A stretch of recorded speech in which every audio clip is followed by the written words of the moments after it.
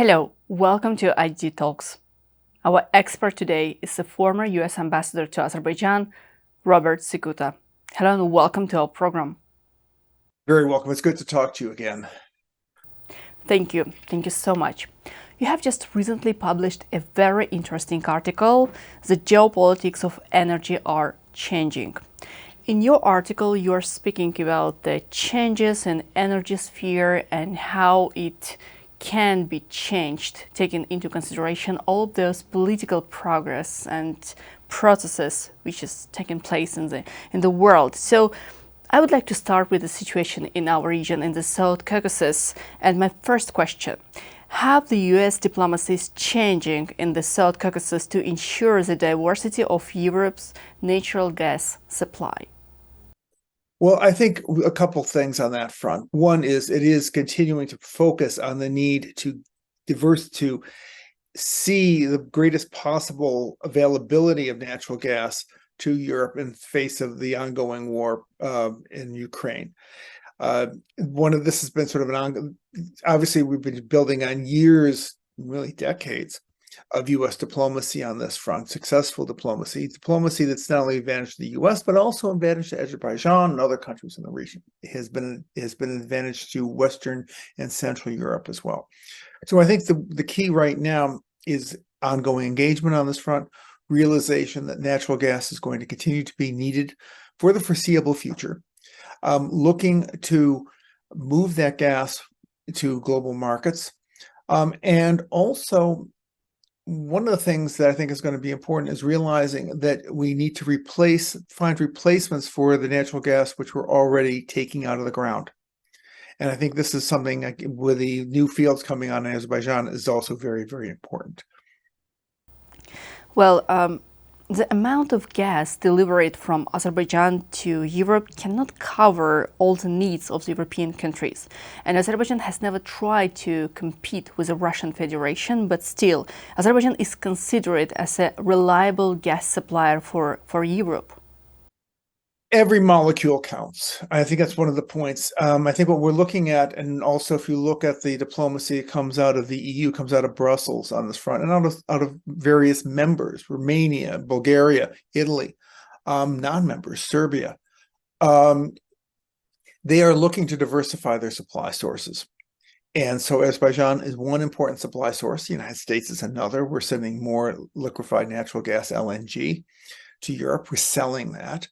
But we also have to recognize that even those amounts are constrained. More will be coming on probably next year, maybe late next year or early 2025. Big new developments in Qatar, also continued developments in the United States. But as always with energy security, diversity is important. Diversity, in this case of natural gas, so that is going to be supply out of Azerbaijan. It's going to be supply out of other sources in Europe. It's going to be LNG.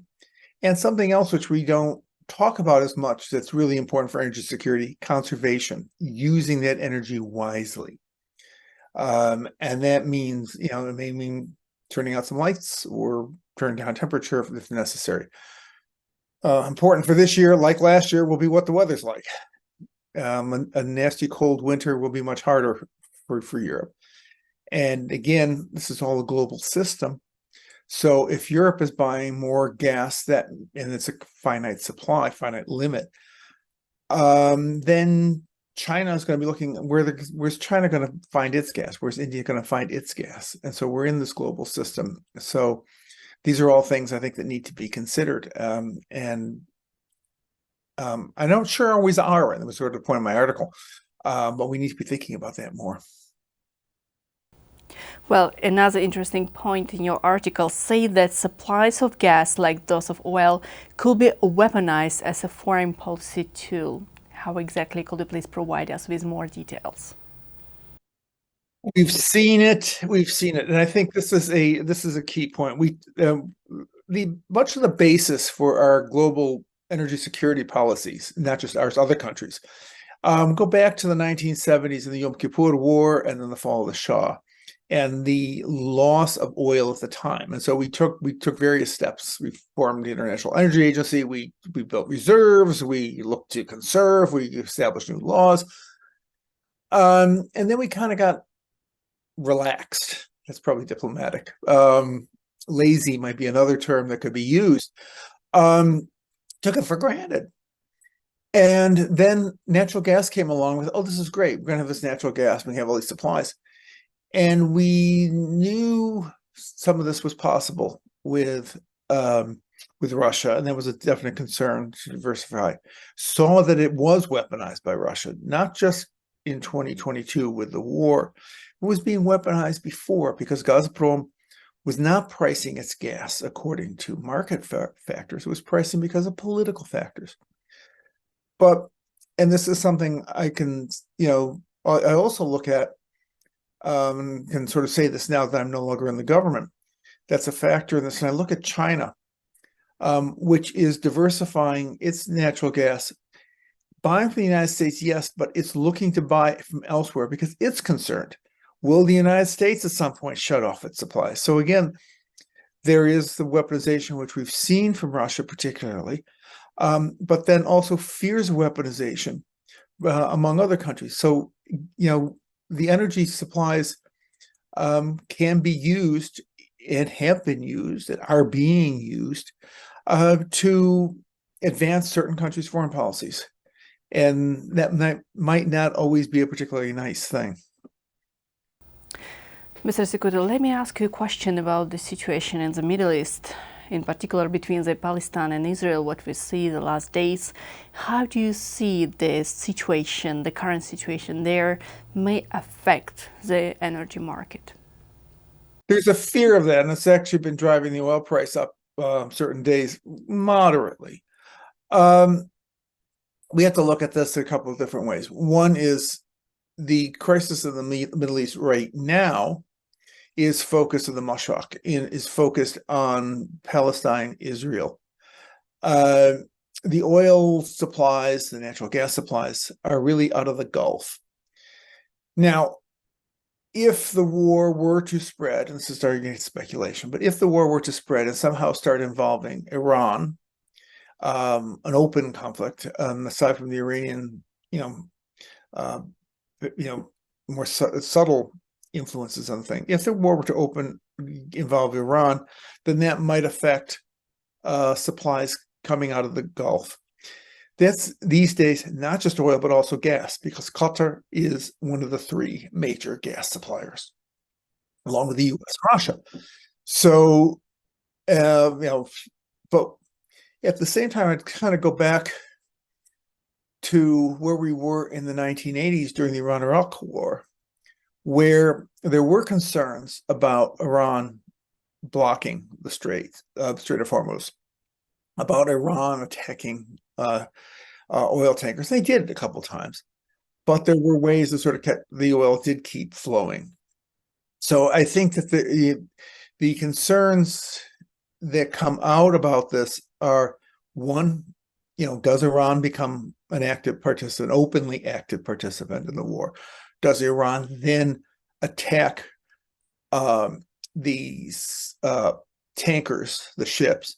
Does Iran attack Saudi and other countries' energy-producing facilities, whether those are oil fields or, more importantly, the gas oil separation plants, or GOSPs in language in energy jargon, or refineries like in Abu Qaik, which happened a few years ago when the Houthis, I think it was, did an attack on Abu Qaik.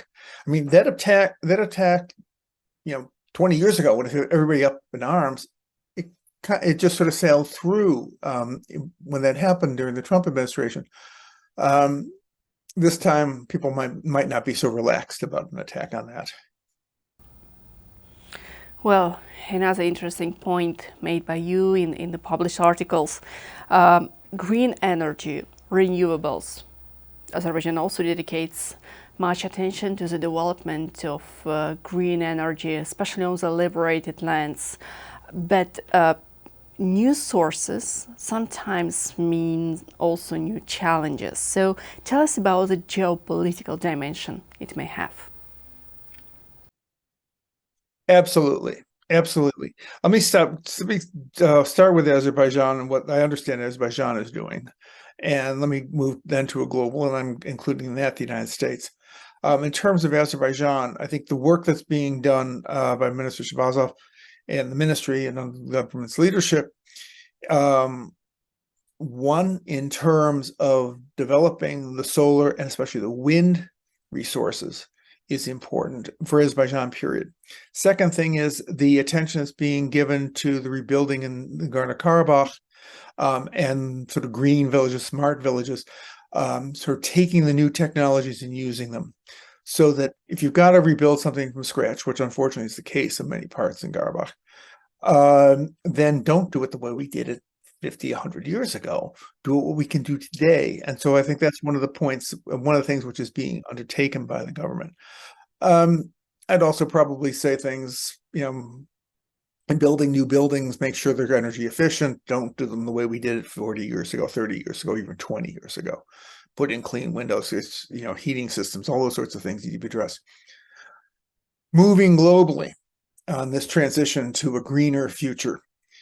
Yes, we need to do that. We absolutely must take action on climate change. And climate change is an integral part of the energy security discussion.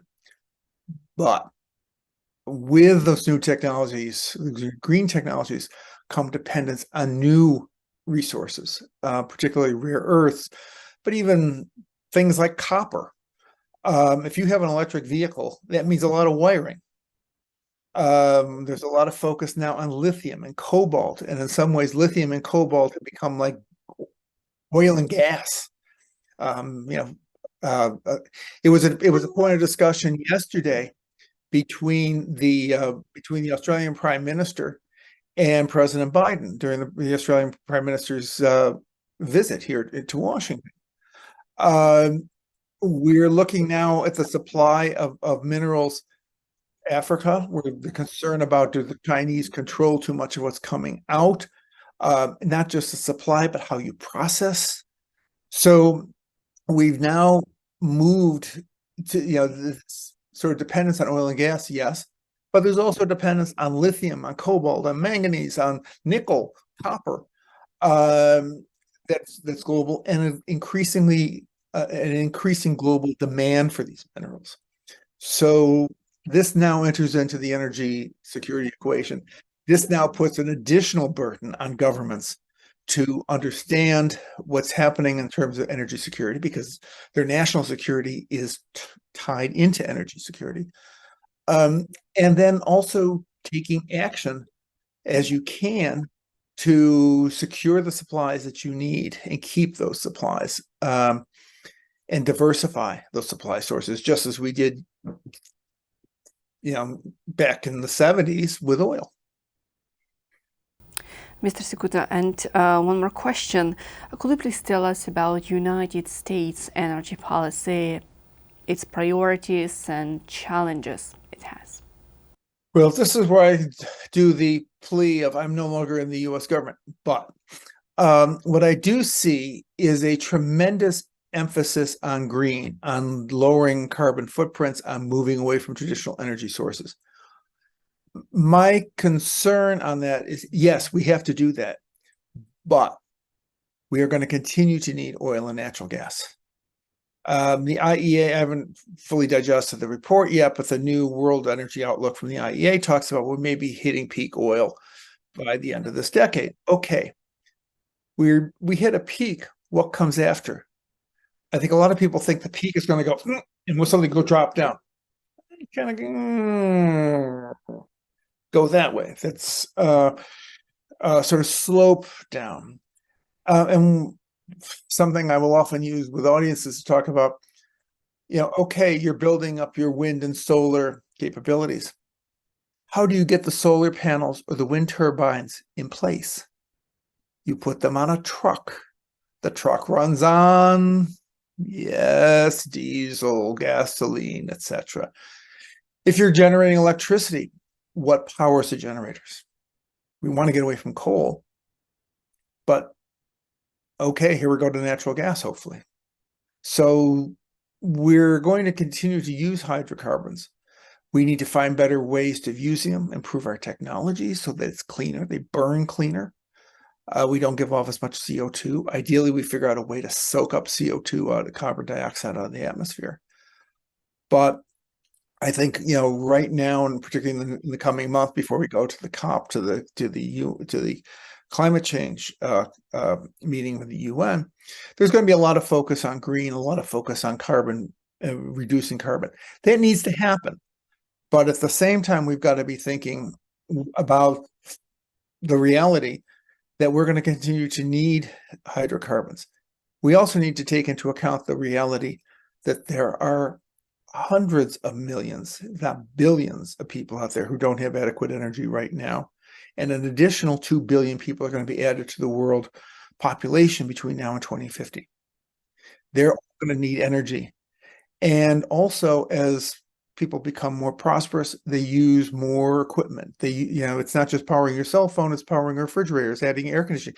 Air conditioning, when we're talking about these higher temperatures, is just as important as a heater, just as important as a furnace.